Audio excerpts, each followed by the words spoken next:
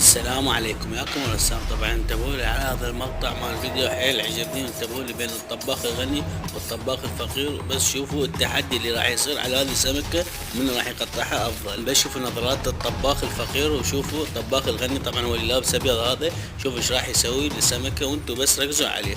هنا بدا يتحسس بالسمكة وبدا راح يطلع خبرته كلها بيها، وبدا هنا يقطع بيها، بس شنو بطريقة الملقط شي يعني خرافي. بس ركزوا لي على الفيلم صراحة.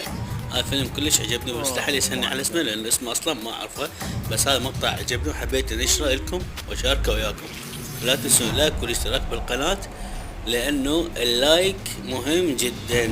صار عندي مشاهدات بالالاف ولايك ما عندي، فيا ريت تخلون لايك وتشتركون بالقناة حبايب قلبي وتابعوا الفيلم.幾乾淨啊！